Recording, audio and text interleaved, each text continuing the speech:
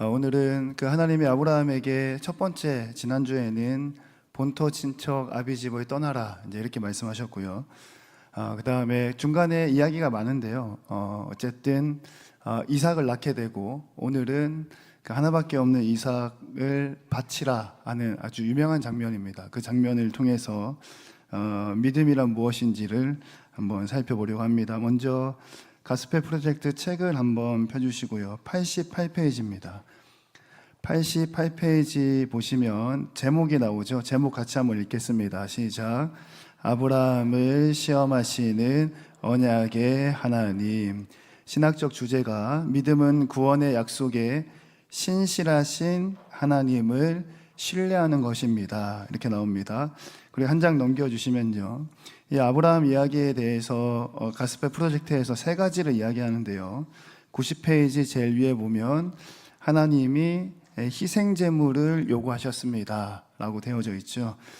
그러니까 하나님께서 아브라함의 아들 이삭을 콕 집어서 제물로 바치라 라고 요구했던 그 장면의 이야기를 하게 됩니다. 또 넘겨주시면 92페이지 아래 부분에 보면 두 번째로 하나님이 대속제물을 제공하셨습니다. 우리가 성경 말씀을 통해서 아는 것처럼 이삭을 데리고 올라갔으나 숯불에 걸려있는 하나님이 여호와 이레 준비하신 제물이 있었다라는 이 부분이 이 아브라함 이야기가 구속사적으로 예수님과 이어지는 부분입니다. 그리고 넘겨주시면요. 94페이지의 세 번째 하나님의 공급하심을 신뢰하라고 하십니다 라고 되어져 있습니다.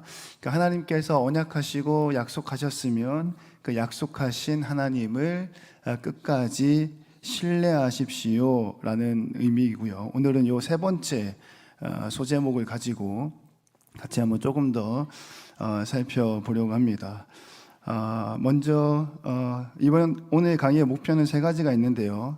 아마 한 두 가지 정도 하고 마무리가 될 것 같습니다. 첫 번째는 하나님께서는요 우리의 믿음이 그대로 머무는 것을 원하지 않으시고 우리의 믿음이 계속해서 자라서 그리스도의 장성한 분량에까지 이르기를 원하신다. 우리의 믿음이 자라기를 원하신다라는 내용이 첫 번째고요. 그리고 그거를 테스트하는 것이 아브라함 이야기는 아들을 죽이라는 명령, 그 이야기가 나옵니다. 그래서 믿음의 결정, 복종이 아니라 하나님께 맡겨드리는 것입니다 라는 내용으로 이렇게 강의가 이어지게 될 겁니다.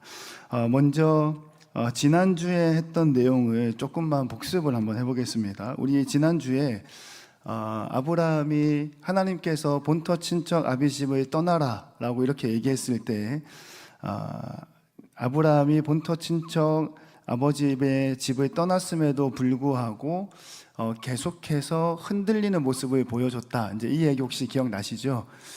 우리가 생각하는 믿음이 좋은 사람이라고 얘기하면 흔들리지 않는 확신을 갖고 있다거나 아니면 의심하지 않거나 또는 한번 듣고 결단한 게 있으면 반드시 이것을 끝까지 밀어붙이는 힘이라고 우리가 믿음을 그렇게 많이 생각을 합니다. 물론 맞는 이야기고요.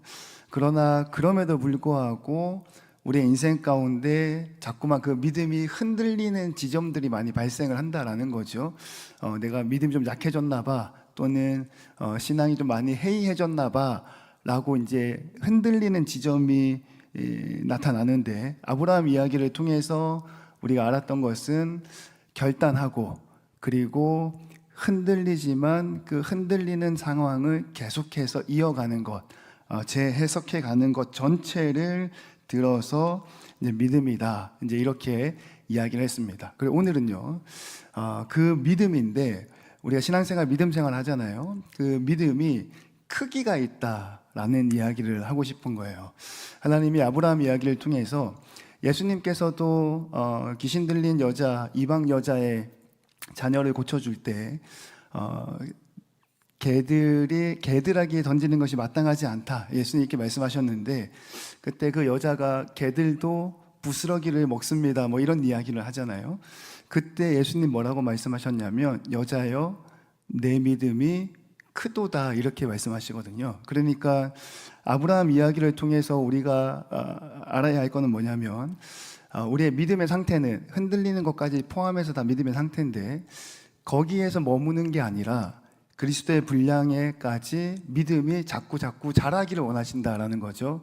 그리고 믿음이 크도다 이런 하나님의 선포가 있기를 원하신다라는 거예요. 그래서 오늘은 아브라함 이야기인데요. 하나님께서 아브라함에게 뭐라고 말씀을 하시냐면 내 아들 내가 사랑하는 독자 이삭을 데리고 모리아 땅으로 가서 번제로 드리라 이렇게 이제 하나님이 말씀을 하시는 거죠. 여러분 이 장면 우리가 그 성경을 통해서도 많이 묵상을 하고 또 성경 공부에서 한두 번 정도는 한번 지나갔던 이야기일 텐데요. 한번 어떻게 생각하세요? 하나님이 아브라함에게 한 25년 만에 아들이 생긴 거잖아요. 75세에 떠나서 100세에 아들 낳았으니까. 근데 아들이 낳았는데 또 대부분의 학자들은 이삭이 이때가 15세에서 25세 사이, 유대 정통에서는 36세로 보기도 합니다. 이삭의 나이를. 그러니까 너무 이쁜 그 아들을 10년에서 20년 정도 같이 이렇게 가정생활 이렇게 예쁘게 이렇게 키워왔는데 갑자기 하나님이 15년, 20년 만에 다시 나타나셔서 그 아들을 다시 달라 이렇게 이야기를 하시는 거죠. 근데 저 이야기에는 조금 무서운 내용도 좀 많이 숨어 있습니다. 왜냐하면 우리는 지금 신앙인이니까 번제로 드리라 이 말이 아주 익숙하게 들려오지만 이게 굉장히 무서운 말이거든요. 그러니까 죽이라는 얘기죠. 일단은 죽이라는 얘기고 그 다음에 번제는 조금 뒤에 나오겠지만 레위기 1장 말씀에 보면 제사의 5가지 방법에 이제 순서들이 쭉 나오는데요. 그냥 죽이는 게 아닙니다. 설교 시간에 많이 들어보시겠지만 뭐 각을 뜨고 피를 뿌리고 굉장히 잔혹하고 잔인한 장면이란 말이죠. 그러니까 사랑하는 아들을 번제로 드리라라는 얘기는 어디에서 먼저 딱 걸리냐면 윤리적인 부분에서 먼저 딱 걸립니다. 그러니까 우리는 신앙인이라 익숙할 수 있어요. 하나님이 이삭을 번제로 드리라고 했구나. 또 이삭이 믿음을 가지고 칼을 들었구나. 이렇게 쉽게 얘기할 수 있지만 신앙생활을 처음 시작하거나 아니면 좀 관심이 있는데 여기서 딱 걸리는 사람들도 좀 많이 있어요. 선하신 하나님께서 사람이 마땅히 지켜야 할 보편적이고 타당한 윤리 도덕을 무참하게 흐트러 버리시는 거예요. 아버지가 아들을 죽이게 되는 명령을 내리시는 부분이죠. 이거를 조금 더 가볍게 우리의 일상 가운데로 가져오자면 아마 이런 걸 겁니다.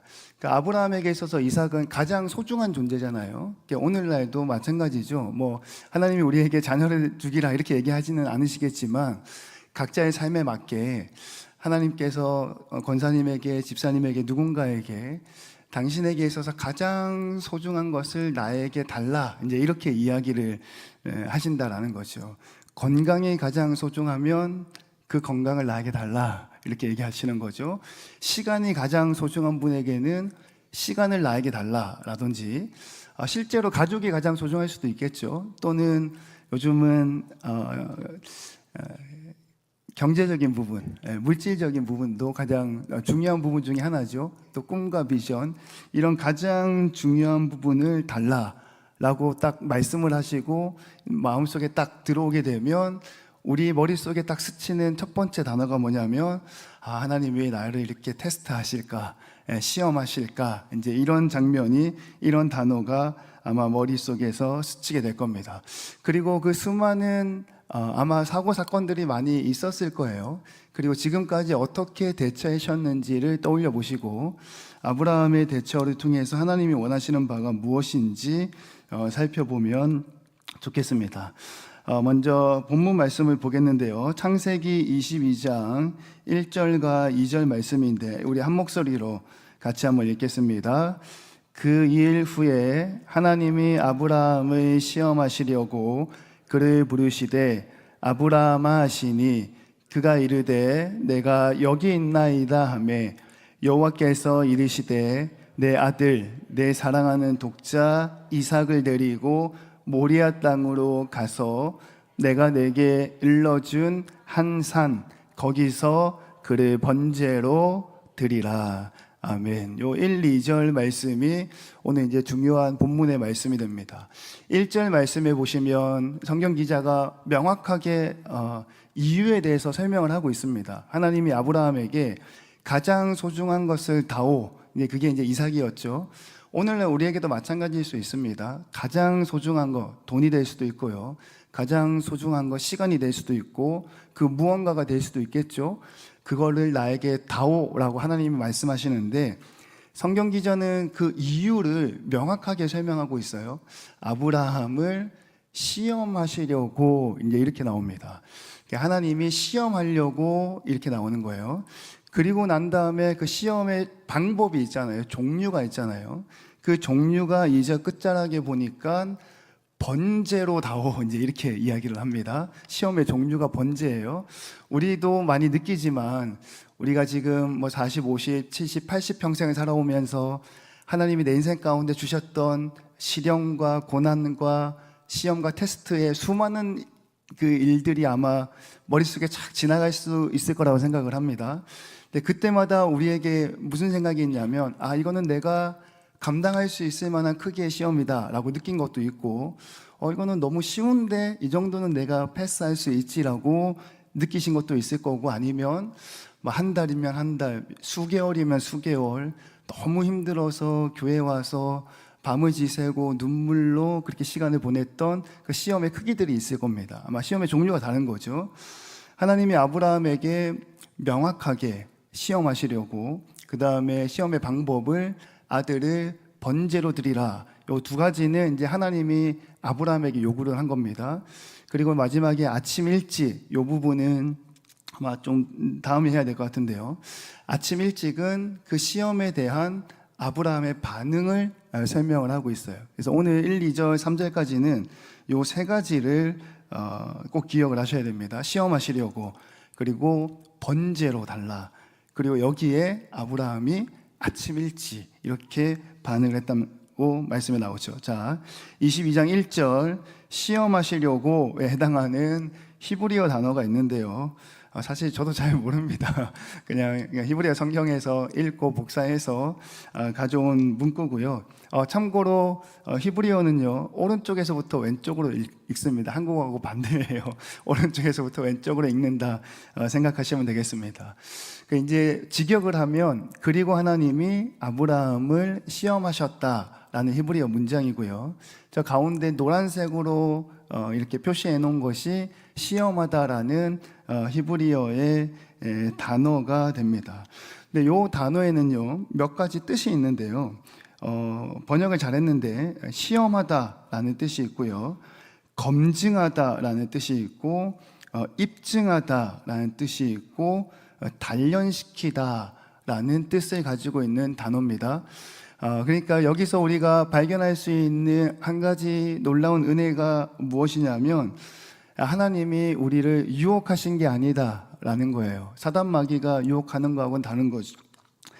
이 말은 유혹했다라는 뜻이 아니고요, 어떤 의미를 문장으로 표현할 수 있냐면, 그 사람이 어떤 사람인지, 그러니까 어떤 사람의 그 진가를 드러내기 위해서 하나님이 이제 테스트하셨다라는 거예요. 어느 정도 성숙했는지, 우리가 뭐 누군가를 만날 때 이 사람 참 괜찮은 사람이야 이런 이야기 하잖아요. 이 사람 참 매력적인 사람이야 라든지, 그렇게 안 봤는데 참 괜찮아, 사귀면 사귈수록 좋아, 이제 이렇게 우리가 종종 얘기하는 것처럼, 이 단어가 가지고 있는 뜻은 무엇이냐면, 어떤 사람의 진가를 드러내기 위해서 하나님이 테스트하셨다라고 볼 수가 있다라는 거죠. 그러니까 이거는 매우 하나님이 의도적으로, 그리고 매우 의도적으로 테스트하셨고 의도적으로 검증하셨다라는 뜻을 가지고 있습니다. 그러니까 뭔가 이렇게 시험거리를 막 몰아줘가지고 이 사람을 잡아뜨리려고 하는 그런 악한 유혹이 아니고요, 그 사람의 믿음 또는 그 사람의 마음의 상태가 어떤지를 드러내고 증명해 보고 싶어서 하나님이 테스트하셨다라는 뜻이 굉장히 강하죠.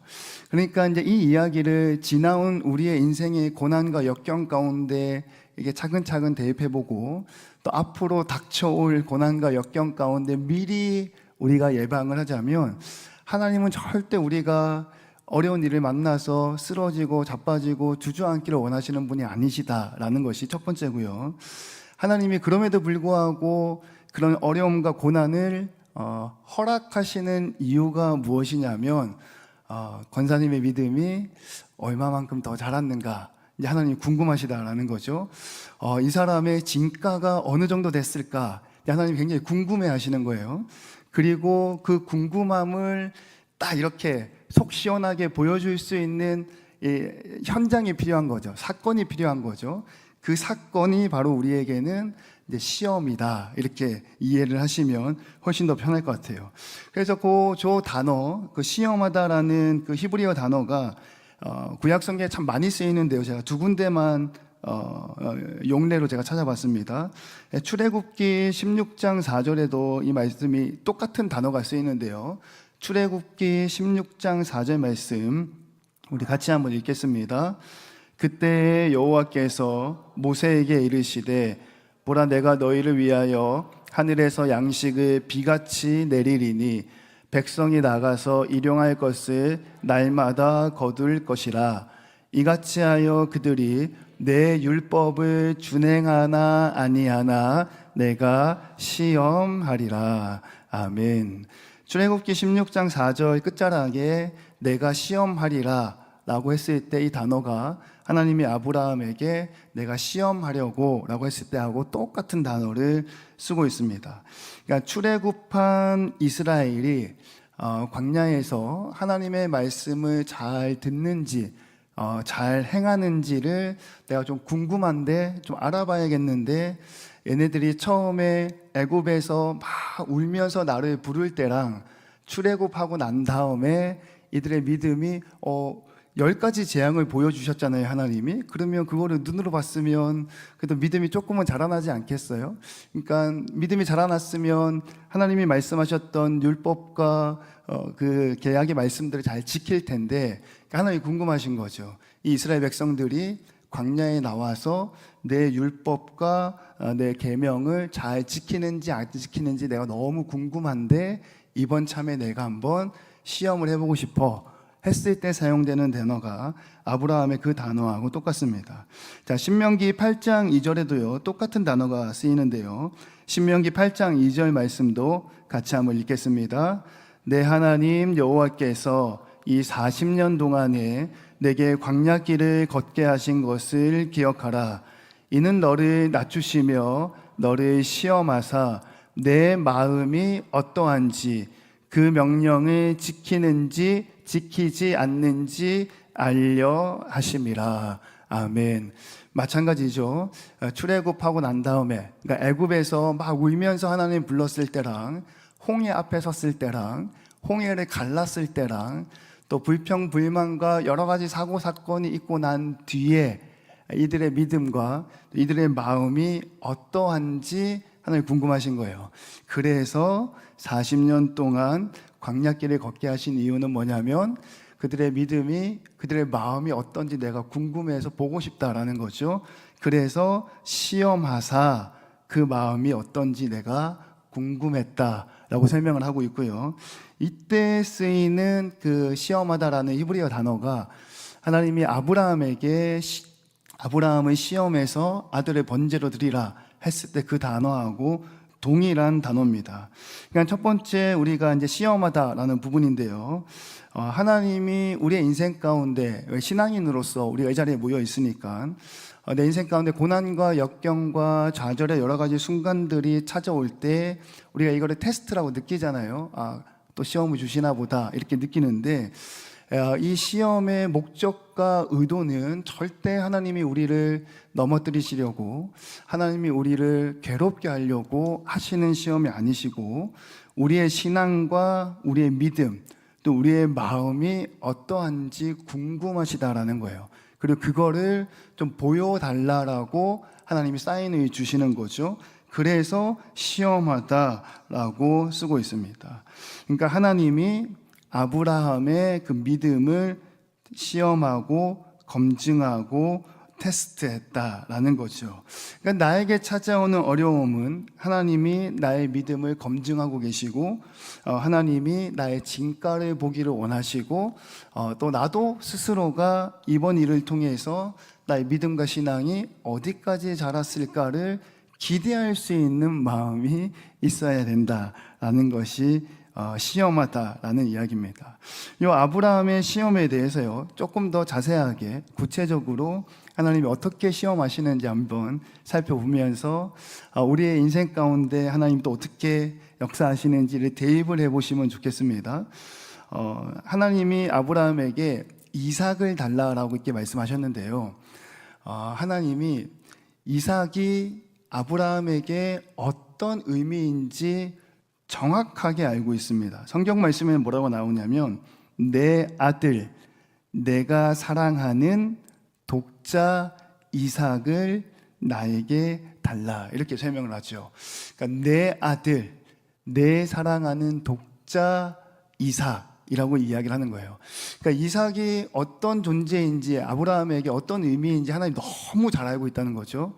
그러니까 하나님이 만약에 여러분들 인생 가운데 뭐 하나 콕 찔렀다면 하나님이 몰라서 찌른 게 아닙니다. 너무너무 잘 알고 있어요. 그 부분이 여러분에게 얼마나 소중하고 얼마나 중요하고 얼마나 민감하고 얼마나 이렇게 감도가 높은지 하나님이 너무 잘 안다는 거예요. 내 아들, 내가 사랑하는 독자 이삭이라고 명확하게 이야기를 하고 있어요. 그리고 우리가 지난주에 살펴본 것처럼 처음에 믿음의 여정의 시작은 내게 보여줄 땅으로 가라, 이렇게 해서 시작을 했고, 오늘 그 믿음의 정수에 이르러서 이제 믿음이 출발했는데 가다가 좀 흔들리는 경우도 있고 하나님 많이 보셨는데, 이제 이 정도 왔으면 이제 믿음이 좀 자라나야 된다, 이제 하나님이 기대하시는 거예요. 그리고 그 하나님이 믿음의 크기를 자라났는지 아닌지를 시험하시는데 아들, 가장 소중한 것, 그러니까 믿음의 여정은 우리에게 조금 더 깊은 헌신을 요구한다라는 사실을 기억을 해야 됩니다. 그러니까 믿음은 점점 자라가야 되는 거고요. 그리고 그 변곡점에 있어서 하나님께서 검증하신다라는 거죠. 우리에게 자녀가 될 수도 있고, 경제적인 부분이 될 수도 있고, 시간이 될 수도 있고, 건강이 될 수도 있는데요. 학교에서, 초등학교 또는 뭐 중학교, 고등학교, 대학교도 마찬가지겠지만, 뭐 회사에서도 마찬가지겠죠. 선생님이 이제 시험을 내죠. 그리고 학생들이 시험지 문제를 풀잖아요. 뭐 1+1은 뭐고, 뭐 스쿨은 영어로 뭐고, 이렇게 시험 문제를 냅니다. 그러니까 선생님이 학생들에게 시험 문제를 내는 이유는 선생님이 그 학생을 미워하거나 싫어해서 시험 문제를 내는 게 아니겠죠. 그리고 그 학생이 반드시 이 문제를 내가 틀리게 만들리라, 이렇게 이야기하고 생각하고 악한 의도로 시험 문제를 내는 선생님들은 아마 아무도 없을 거예요. 시험을 내는 이유는 딱 한 가지입니다. 지금까지 가르친 것이 그 학생의 자신의 것이 잘 되었는지를 확인하고 싶다라는 거죠. 시험이라는 것은 마찬가지로 우리 인생에 있어서 여러 가지 고난과 역경과 시험이 찾아온다면 하나님이 우리를 미워해서 그러시는 게 아니라 나의 믿음이 어디까지 자랐는가. 그래도 한 50, 70 평생 신앙생활 하시다 보면 많이 찬송가도 불렀고 설교 말씀도 많이 들었고 부흥에도 많이 참석하셨고 방언의 은사도 있으실 거고 성령의 충만한 놀라운 이적과 기적 같은 신비한 체험들도 아마 많이 계실 거잖아요. 초등학교 1학년 아이에게는 초등학교 1학년의 시험 문제가 필요하겠죠. 고등학교 3학년 친구에게는 초등학생보다는 더 많이 공부했으니까 더 많은 양의 더 어려운 시험 문제가 준비되어 있을 겁니다. 마찬가지로 이제 막 신앙생활 시작하는 젊은 청년들과 이미 신앙생활을 오래 한 우리 장년부하고는 좀 다를 수 있다라는 거죠. 그리고 나에게 이렇게 큰 시험이 찾아왔다라는 것은 나에게 이만한 믿음이 있나 보다, 그리고 하나님이 그거를 보기 원하는가 보다 라고 생각하시고 하나님이 나를 확인하고 싶어 하신다라고 생각을 하셔야 된다라는 거죠. 첫 번째, 시험하시다라는 부분이 바로 이 부분입니다. 그리고 이제 여기서부터는 이제 두 번째 파트인데요. 아들을 번제로 드리라. 근데 그 시험하시는 거는 좋은데 우리가 풀 수 있는 시험의 문제가 나와야 되잖아요. 그러니까 초등학생한테 뭐 루트를 가르쳐 줄 수는 없잖아요. 초등학생한테 고급 영어 단어를 이야기할 수는 없잖아요. 근데 우리가 이제 헷갈리는 지점이 이 지점입니다. 하나님이 시험하시는 건 알겠는데 아브라함에게 아들을 달라라고 시험을 하셨는데 그 달라는 시험의 방식이 번제로 달라 이제 이렇게 하잖아요. 그럼 여기에서 이제 뭔가 조금 멈칫하고 부딪히는 부분이 있습니다. 창세기 22장 2절 우리 아까 살펴봤는데 끝절에 보면 번제로 드리라 이제 이렇게 되어져 있죠. 이 번제로 드리라 이 이야기를 레위기 1장에 보시면 그 제사의 5가지 종류가 나오는데요. 굉장히 복잡합니다. 복잡한데 다 살펴볼 건 아니고요. 레위기 1장에 나오는 번제에 관련된 순서가 있습니다. 제가 눈으로 한번 쭉 빨리 읽어보겠습니다. 제사니까 제물을 죽이는 건데요. 제물을 하나님께 드리는 거잖아요. 일단은 흠 없는 제물이 필요하고요. 뭐 양이든 소든 염소든 비둘기든 괜찮습니다. 근데 이제 지금은 아들 이삭이 그 제물이 된 거죠. 그다음에 그 제물을 이제 회막문, 그러니까 성전 문 앞에 이제 데리고 오는 거예요. 그다음에 제사장이 그 소한테 양한테 이제 안수해서 죄를 대신 전가를 시킵니다. 뭐 여기까지는 1, 2, 3번까지는 크게 문제되지 않습니다. 근데 이제 4번부터가 조금 이제 문제가 되죠. 왜냐하면 제물을 잡는다. 이게 무슨 말이냐면 죽인다라는 겁니다. 뭐 조금만 기독서적을 좀 살펴보시면 이 제사를 드릴 때 제물을 잡는 방법에 대해서 아주 자세하게 유쾌하지 않게 이렇게 잘 설명한 부분들이 참 많이 있으니까 여기서는 생략을 하겠습니다. 그러니까 제물을 단번에 죽이는 겁니다. 근데 죽이는 데서 이제 끝이지 않죠. 죽이고 나면 이제 피를 많이 쏟거든요. 근데 그 피를 제단 사방에다가 막 이제 다 뿌리는 거죠. 여기 앞에 이제 막 흥건하게 이제 피바닥이 되는 겁니다. 그러면 그렇게 하고 끝이 나느냐? 그렇지 않고 그 죽은 제물, 소든 양이든 뭐든지 간에 그 가죽을 벗겨내고 각을 뜨고 내장은 또 물로 다 깨끗하게 씻어가지고 이제 각을 뜨고 가죽을 벗기고 씻은 내장을 요런 재단 위에다가 차곡차곡 예쁘게 얹어놓고 그 다음에 뭘 하냐면 불을 지르죠. 번제, 불을 지른다는 뜻이잖아요. 그리고 난 다음에 불을 질러가지고 요 위에 있는 그 가죽이나 살점이나 내장이 싹 타서 이제 없어지는 겁니다. 냄새가 굉장히 역하겠죠. 근데 성경에서는 그거를 향기로운 제물이다 이제 이렇게 표현을 합니다. 구약 시대에 그러니까 아주 이전 이야기인데 하나님께서는 요거를 아들 이삭을 이렇게 하라 이제 이렇게 얘기한 겁니다. 그러니까 아들 이삭을 단번에 죽여서 칼을 가져가야겠죠. 그 다음에 피를 다 흩어 뿌리고 아빠가 아들을 그리고 스킨 이제 살가죽을 죄송합니다 좀 이렇게 거친 표현이 나와서 이게 다 벗겨내고 그 다음에 살점을 다 뜯어서 내장은 다 씻어서 정강이 뼈도 다 씻어서 요 재단 나무로 재단을 쌓아서 그 위에 차곡차곡 어디 뭐 범죄물이나 나올 듯한 그런 상황을 해놓고 불을 질러 가지고 태우는 게 번제인데 아브라함에게 하나님이 이거를 요구를 하시는 거예요. 근데 참 놀라운 사실은 뭐냐면요, 하나님께서 아브라함에게 이 이야기를 하셨는데 창세기 22장 3절 말씀에 보면 이 이야기를 들은 아브라함의 반응이 나옵니다. 22장 3절 말씀을 같이 한번 읽겠습니다. 시작. 아브라함이 아침에 일찍이 일어나 나귀의 안장을 지우고 두 종과 그의 아들 이삭을 데리고 번제에 쓸 나무를 쪼개어 가지고 떠나 하나님이 자기에게 일러주신 곳으로 가더니. 아멘. 이 22장 3절 말씀이 아브라함의 믿음의 정수를 보여주는, 그리고 믿음이라는 것이 어떻게 작동하는지를 보여주는 장면인데요. 여러분 혹시 그 지난주에 우리 같이 말씀을 나눌 때 히브리어 문법을 이야기하면서 하나 특징이 있었다 이렇게 제가 설명한 적이 있습니다. 하나님이 말씀하셨고 아브라함이 떠났다라는 그 히브리어 문법에는 그 사이에 시간적인 공백이 없다, 이제 이런 이야기를 한 적이 있어요. 하나님이 떠나라고 했을 때 그 이야기를 듣고 아내하고 상의하거나 계획하거나 지도를 검색해서 루트를 짜거나 하는 그런 사전 준비가 없이 하나님이 말씀하시면 내가 의지를 가지고 뭔가 결정하기 이전에 먼저 몸이 움직였다. 이제 이게 아브라함의 믿음의 출발점이거든요.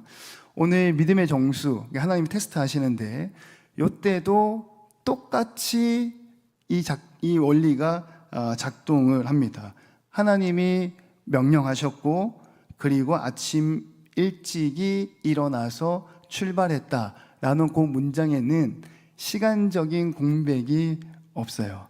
그러니까 지난주하고 똑같이 설명을 해보자면, 지난주 아브라함이 본토 친척 아버지의 집을 떠날 때에 계획하지 않고 루트를 예상하지 않고 가족과 상의도 하지 않고 말씀하시자마자 바로 몸이 응답했다라는 거거든요. 오늘도 마찬가지입니다.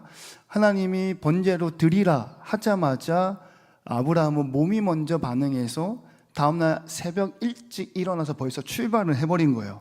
그러니까 그 밤 시간 동안 아브라함이 얼마나 고민하고 울었는지에 대한 기록이 없습니다. 그리고 이 문제에 대해서 아내 사례하고 이야기해서 어떻게 이거를 잘 헤쳐나갈까, 다른 방법은 없을까, 하나님이 뭔가 잘못 말씀하시지는 않았을까라는 부분도 없어요. 얼마나 고민하고 얼마나 울었는지에 대한 기록이 없습니다. 그러니까 히브리어 문법은 뭐라고 설명하냐면, 하나님이 말씀하셨고 아브라함은 즉시로 아침에 떠났다, 이렇게 이야기를 하는 거죠. 그러니까 지난주하고 똑같이 믿음이 똑같이 작동하는 거예요. 그러니까 이해가 된 다음에 움직이는 게 아닙니다. 믿음은 이해가 되지 않아도 몸이 반응해서 움직이는 거죠. 날이 밝자마자 바로 움직이는 것, 이게 이제 아브라함의 믿음이 움직이는, 작동하는 원리입니다. 이 장면을 보고 지난주에 우리가 그 키에르케고르라는 그 신학자 이야기를 했는데요. 혹시 여러분들이 기억을 못 하실 수도 있는데, 믿음에 대해서 뭐라고 얘기를 했냐면, 믿음은 불확실성으로 뛰어드는 도약이다. 좀 어려운 이야기를 했습니다. 그러니까 이거를 좀 풀어서 설명을 해보면, 믿음이란 건 뭐냐면 안정되어져 있는 상태가 아니고 위험한 거를 내가 알면서도 기꺼이 그렇게 한다. 이게 이제 믿음이라는 거예요. 그러니까 다음 문장 PPT를 좀 넘겨주시면 제가 한번 읽어보겠습니다.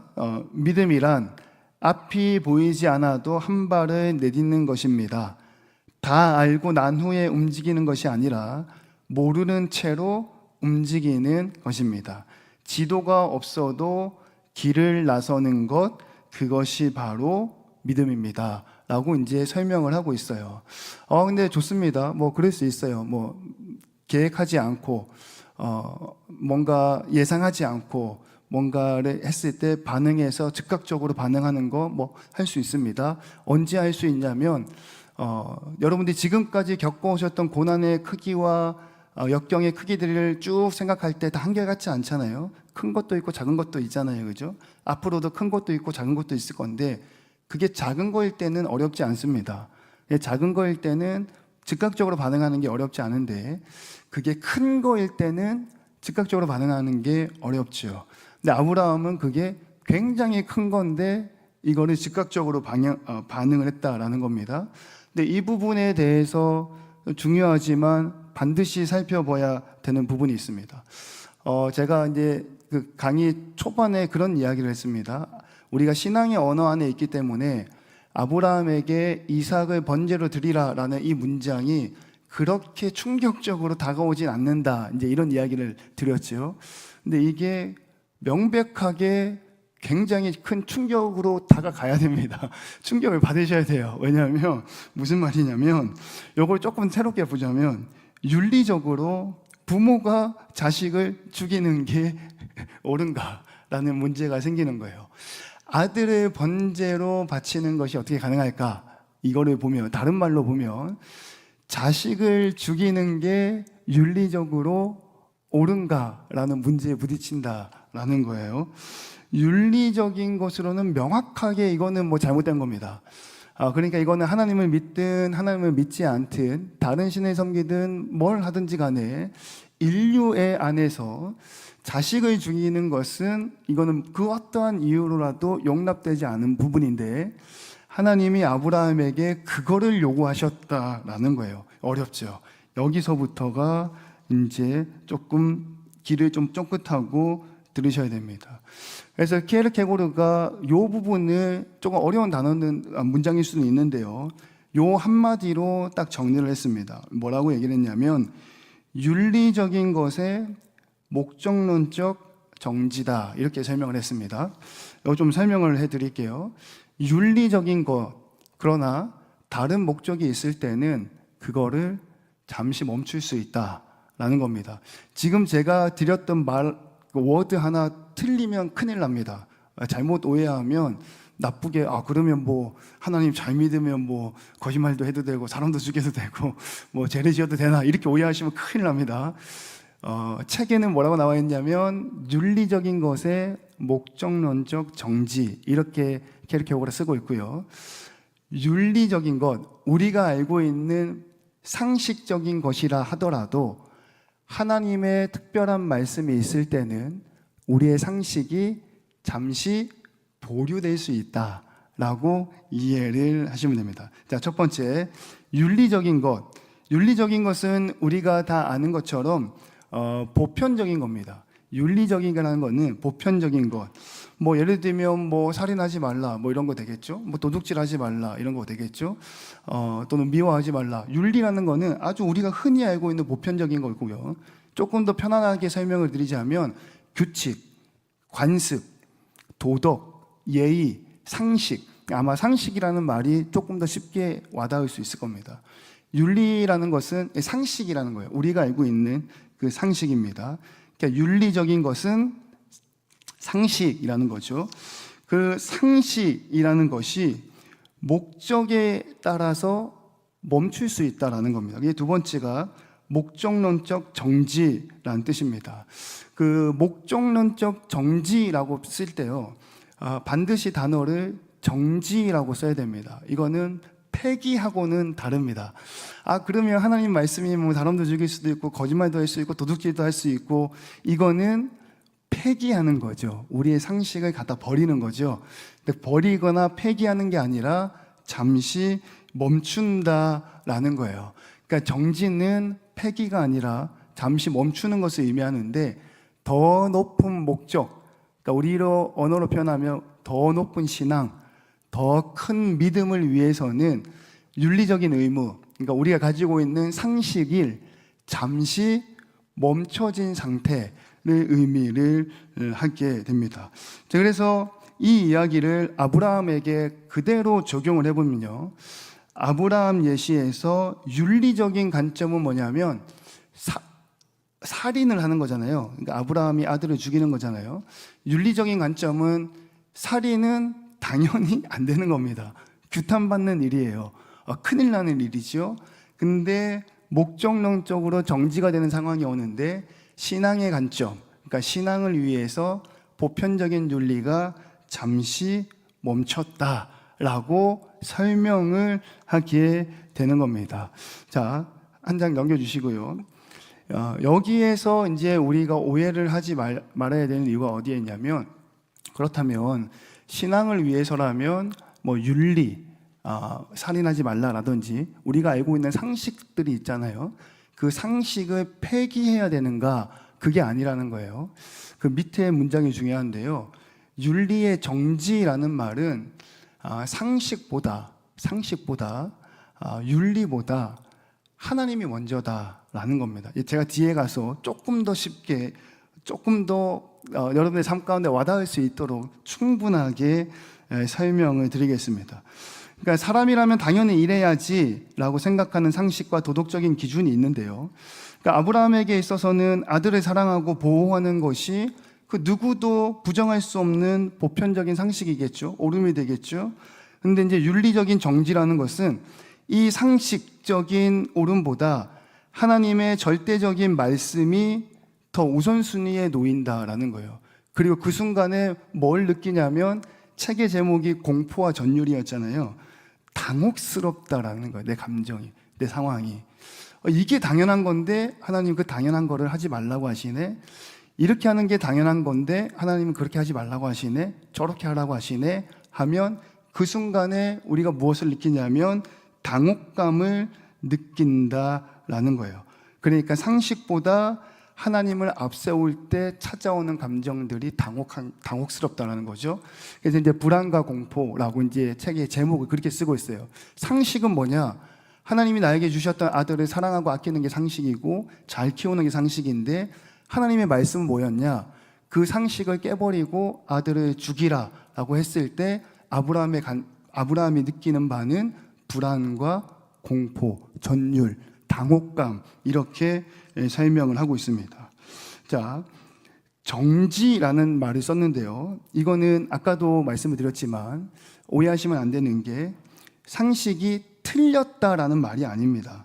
상식이 틀렸다는 말이 아니고요. 다만 하나님의 말씀과 상식이 하나님의 말씀과 저와 여러분들의 상식이 충돌하는 결정적인 순간에 상식을 내려놓고 하나님의 말씀을 우선시 여기는 것이 정지라는 의미예요. 아주 쉬운 예화가 있습니다. 우리가 너무 쉽게 알고 있는 손양원 목사님 이야기 여러분들 아시죠? 아들이 죽었는데 자기 죽은 아들을 양자로 삼잖아요. 그 손양원 목사님 이야기를 봅시다. 윤리적인 상황은 뭐죠? 살인범은 당연히 심판을 받는 것이 윤리적입니다. 그 손양원 목사님이 그 사람을 모두가 이해하지 못하지만 용서한다 하더라도 법은 그 사람을 심판을 하는 것이 보편적이고 윤리적이고 타당하고 상식이에요. 자기 아들을 죽였건 남의 아들을 죽였건 살인자는 벌을 받는 것이 윤리고 상식입니다. 윤리적인 상황이에요. 살인범은 심판받는 것이 상식과 보편이요. 가해자를 미워하는 것이 일반적입니다. 근데 이 부분에 있어서 이제 손양원 목사님이 그러한 윤리적인 것이나 목적론적으로 정지가 가능하다는 거예요. 그게 타당하고 그게 상식이지만 내가 하나님 말씀에 빗대서 내 상식을 잠깐 멈추겠다라는 거죠. 말씀해 보니까 뭐라고 나오냐면 원수를 어떻게 하라고요? 5회배 설교 시간에 말씀을 나눴죠. 원수를 사랑하고 나를 박해하는 자를 위해서 어떻게 하라 그랬죠? 기도하라 그랬단 말이에요. 손양원 목사님이 말씀 앞에 딱 섰더니 손양원 목사님은 말씀이 원수를 사랑하라라고 하나님 말씀이 딱 나온 거죠. 이렇게. 그러니까 윤리적인 상황은 살인범, 원수는 심판받는 것이 상식입니다. 그러나 하나님의 말씀, 원수를 사랑하라라는 하나님의 말씀 앞에서 살인범을 심판해야 한다라는 지극히 당연한 상식과 윤리가 폐기가 아니라 잠시 멈춰지는 거예요. 중지된다라는 거죠. 손양원 목사님 이야기가 아주 이거를 잘 보여주고 있습니다. 여러분들 직장인들도 너무 조금 이야기가 막 거시적으로 가니까 조금 멀리 들리시는 것 같은데 직장인들도 이런 이야기를 굉장히 많이 느낍니다. 직장인들 한번 생각해 볼까요?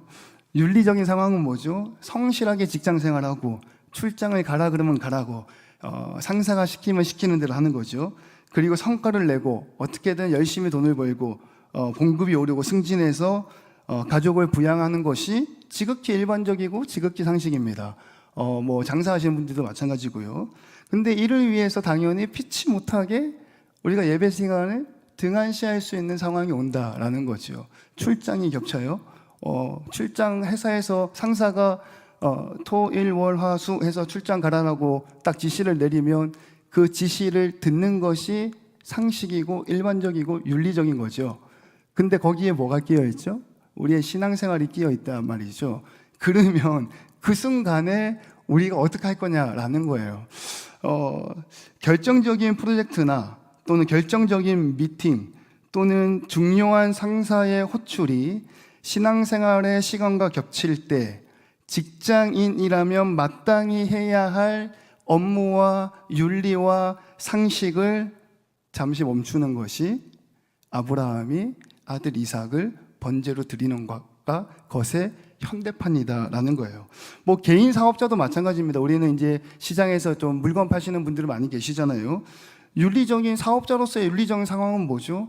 최대한 원가는 모르게 하고 어떻게든지 이윤을 많이 남겨서 수익을 많이 내야 내가 부양한 가족들을 먹여 살릴 수 있는 거잖아요.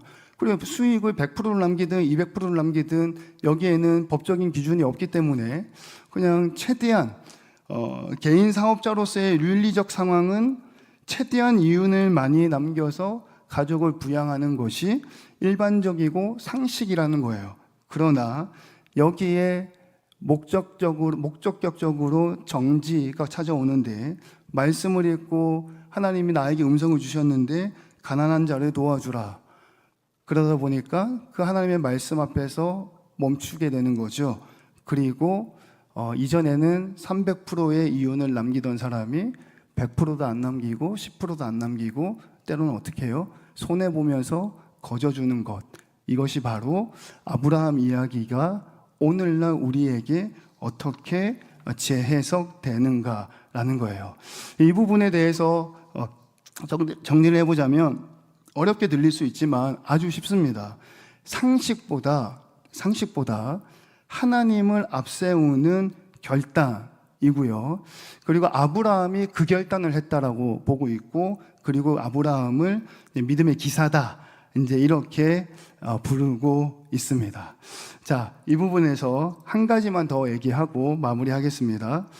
근데 여기서 놓치지 말아야 할 아주 중요한 포인트가 하나 더 있습니다. 가장 중요한 질문 한번 던져보죠. 아브라함과 이삭 이야기에서 아브라함이 말씀을 듣고 아침 일찍 몸이 먼저 반응해서 출발을 해서 아들을 얹혀다 놓고 딱 죽이려고 했던 그 모든 장면 가운데 이렇게 한번 질문을 해보죠. 아브라함이 이삭을 포기했을까요? 안 했을까요? 어떠신 것 같아요? 아브라함이 자기 아들 이삭을 죽이는 거, 그래, 죽을 수밖에 없지. 그래, 하나님이 오르시지. 넌 죽어야 돼. 이렇게 했을까요? 아니면, 하나님이 죽이라 했으니까 넌 죽을 거야. 그러나 하나님이 반드시 살려줄 거야. 이렇게 했을까요? 당연히 우리는 후자라고 알고 있고, 그게 맞습니다. 근데 여러분, 이게 굉장히 중요한 건데요. 아브라함은요, 이삭을 포기하지 않았습니다. 무슨 말이냐면, 이삭을 하나님께 드리면서 동시에 이삭을 다시 돌려받을 거라는, 이때 이제 우리가 신앙의 언어로 믿었다라는 건데요. 요 믿음이 있어야, 아까 좀 어려운 말이었는데, 윤리적인 것에 목적론적 정지가 완성이 되는 겁니다. 요 믿음이 없으면 어떻게 되냐면요, 요 믿음이 있을 때, 오늘 설교 제목이 믿음의 정수라고 했는데 믿음의 정수가 되는 겁니다. 자, 이런 질문을 한번 던져보죠. 조금 쉽게 가기 위해서. 아들, 살인하는 거는 윤리적이지 않습니다. 그렇죠? 다 조금 더 쉽게 하면 상식적이지 않아요. 사람을 죽이는 것, 그렇죠? 상식적이지 않습니다. 자, 그럼 반대로 죽은 사람이 살아나는 것은 윤리적인가요? 어때요? 윤리적이지 않죠. 죽은 사람이 살아나는 것은 상식적이지 않습니다. 우리는 아브라함 이야기를 할 때 아들을 죽이는 것은 윤리적이지 않습니다. 상식에서 벗어납니다. 이 이야기와 죽은 아들이 다시 살아서 돌아올 것입니다. 이것도 윤리적이지 않고 이것도 상식에서 벗어납니다라는 것이 두 개가 같이 있어야 믿음이 되는 겁니다. 두 개가 같이 있어야 윤리적인 것의 목적론적인 정지의 완성이 되는 거고 믿음의 정수가 되는 거예요. 자, 하나를 지어보죠. 체념. 우리 신앙생활 하실 때 체념하시는 경우가 종종 있잖아요. 그죠? 다 포기하고 좌절 낙심하고 체념이라고 제가 단어를 써보죠. 체념은 어떤 거냐? 이삭은 죽겠지. 하나님이 죽이려고 했으니까 내가 이삭을 죽여야지. 하지만 뭐 하나님이 죽이려 했으니까 어쩔 수 없어. 하나님은 오라. 이건 체념입니다. 믿음이 아닙니다. 믿음은 뭐냐면요, 이삭이 죽는 것도 비상식적이고 이삭이 살아 돌아오는 것도 비상식적이잖아요. 이 두 개가 같이 있는 게 믿음이지 하나만 있는 거는 체념이에요. 하나님이 죽이려 했으니까 죽여야지. 넌 죽는 거야. 그래 뭐 어쩔 수 없어. 뭐 하나님이 그랬으니까 어쩔 수 없어. 뭐 그래도 하나님은 선하시지. 그래도 하나님은 오르시지. 이거는 믿음. 우리가 이걸 가지고 흔히 믿음이 좋다 이렇게 잘못 이해를 하고 있으면 안 되는 거고요. 이거는 믿음이 아니라 체념입니다. 아브라함은 이렇게 생각하지 않았어요. 믿음은 뭐냐면 하나님이 비상식적인 것 하라 했지. 이삭 죽이라고 했지. 그러니까 이삭 죽겠지. 비상식적이잖아요. 그러나 또 비상식적인 것, 하나님이 그 죽은 이삭을 살려내시겠지. 그 두 개가 같이 있는 게 믿음인 거예요. 그래서 우리가 뭐 기독교의 신앙을 예수님이 죽으시고 부활하셨다라는 역설의 신앙, 체념은 이삭이 죽겠지. 그러나 하나님은 오르시다. 믿음은 이삭이 죽겠지. 그러나 하나님이 다시 살리실 것이다. 히브리서 11장 19절에 이 부분에 대해서 아주 명확하게 나옵니다. 히브리서 11장 19절 말씀 같이 읽겠습니다. 시작. 그가 하나님이 능히 이삭을 죽은 자 가운데서 다시 살리실 줄로 생각한지라 비유컨대 그를 죽인 자 가운데서 도로 받은 것이니라. 아멘. 아브라함 이야기가 바라고 원하기는 우리의 삶 가운데 적용될 때 체념으로 적용되지 않기를 간절히 소망합니다. 체념으로 적용되는 게 아니라 믿음으로 우리의 신앙생활 안에 적용이 될 수 있어야 된다라는 거죠. 예를 들면 이런 거겠죠. 이제 가게에서 장사하실 때 상황은 그런 거예요. 손님에게 아주 정직하게 그리고 아주 최소한의 이윤을 남겨서 판매하는 것, 이것은 아마 아브라함이 아들 이삭을 하나님께 드리는 것하고 똑같은 상황이 될 겁니다. 그러나 똑같은 상황인데요, 만약에 체념의 단계는 어떻게 되냐면, 그래 오늘 일당 날렸네, 하나님을 위해서 뭐 손해 좀 보지, 뭐 좀 씁쓸한데 뭐 괜찮아. 요거는 믿음이 아닙니다. 이거는 체념인 거예요. 믿음은 뭐냐면 내가 하나님 앞에 정직한 것을 선택했으니, 내가 손해봤으니, 그 다음 뭐죠? 손해본 것도 상식에서 벗어나는 거잖아요. 내가 손해를 보이지 않을 수 있는데 손해를 봤으니 내 상식에서 벗어나는 거. 내가 손해를 봤으니 이삭을 죽였으니 또 다른 비상식, 죽은 이삭이 살아나는 것처럼 하나님이 가장 좋은 방법으로 우리의 가게를 축복하실 거야. 기복신앙이 아니라 이게 체념과 믿음의 구분점이다 라는 것을 기억을 하시면 좋겠습니다. 정리하겠습니다. 우리가 지난주에 이렇게 정리했습니다. 그러니까 믿음은 한 번의 결단으로 끝나는 게 아니라 흔들리면서도 이야기를 포기하지 않는 태도라고 이야기를 했고요. 그리고 오늘은 믿음은 흔들림을 지나서 내려놓음으로 더 깊어지고, 그 내려놓음은 체념이 아니라 나의 가장 소중한 것을 하나님께 맡기는 것이 믿음이다라는 겁니다. 떠날 용기, 그리고 머물며 해석할 인내, 그리고 가장 소중한 것을 하나님께 맡기는 신뢰. 우리 마지막 다음 페이지 한번 보겠습니다. 마지막 마무리 문장 읽고 정리하겠습니다. 우리 같이 한번 읽겠습니다. 시작. 믿음의 정수는 소중한 것을 포기하고 체념하는 것이 아니라 하나님께 맡기는 용기이다. 이러한 믿음 가질 수 있기를 주님의 이름으로 간절히 축원합니다. 기도하겠습니다.